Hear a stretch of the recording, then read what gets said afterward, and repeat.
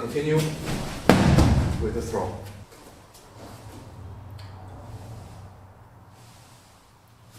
It has been a while and I'm back to do a review of this dummy from Danro. So Danro is a German brand and they sell this unibody dummy without the split leg. It's a 12 kilogram model that's suitable for both older kids and adults. And the reason I picked this is because one, it was one of the few units available at the time, as most of the dummies were sold out during the lockdown. But also because I like the lighter weight, because it allows you a faster action, especially when it comes to foot sweeps and footworks. So I'm going to start going through the Kodokan throwing techniques and variations to show you how you can execute them using this type of dummy. And the dummy doesn't come with a judo gi, so here I put a uniform on it. This is actually from Kurash. It's just a uniform I have that's sitting around. And you can also tie it with just a belt if you don't have a spare uniform, which I will also show you in another video. So let's assume that you have a uniform and you make the dummy wear a uniform. It'll give you a lot more options to perform the techniques as you would on a real partner. So let's start with Te-waza, hand technique, and we'll start with seio nage, the shoulder throw. So I'm going to start with a very low squatting morote seio nage, coming here and throw. Obviously, because of the size, the height, it's a little bit difficult for someone like me to do a very low morote seio nage, but it's still possible with this dummy. The only problem is that the judo gi doesn't really stay in place after you throw it, so you have to adjust it each time. So, a little bit awkward, but possible. So this is a lot shorter than me.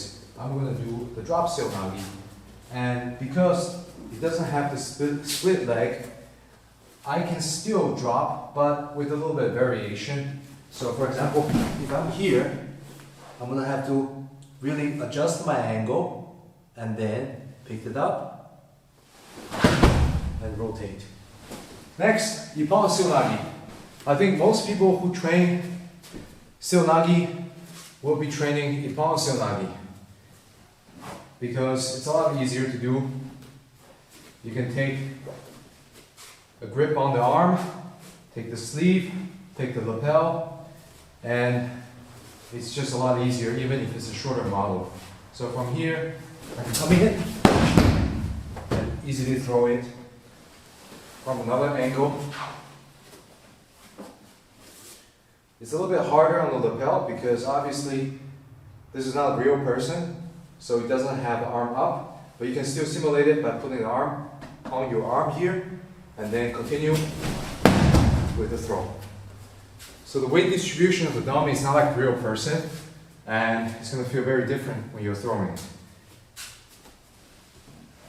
So next, we're going to do seio otoshi, which is the drop, shoulder throw. But the difference is that you're not going to pop back up. So seio otoshi is basically just dropping and having your opponent or this dummy fall over you. So kind of like this. This is different from if you pop back up and then rotate. Seio otoshi. And now, next technique, tachi-waza.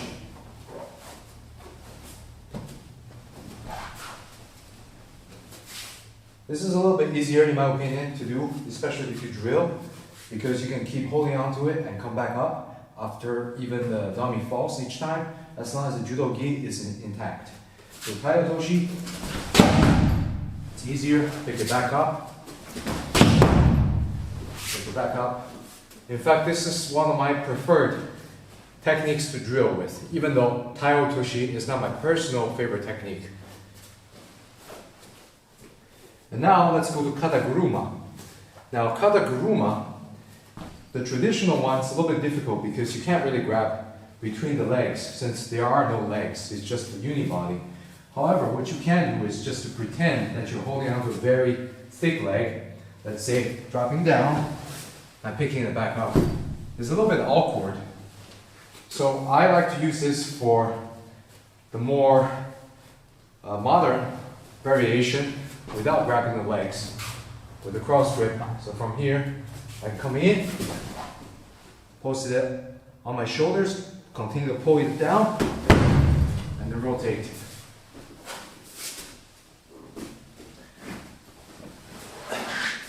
There are many different ways to do this.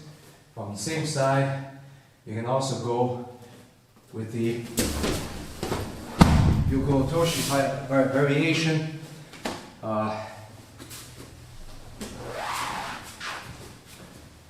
I think probably the best one is the cross grip kata guruma. You can also do, for example, with the same side of the grip, going off to the other side, coming from here, and then throw.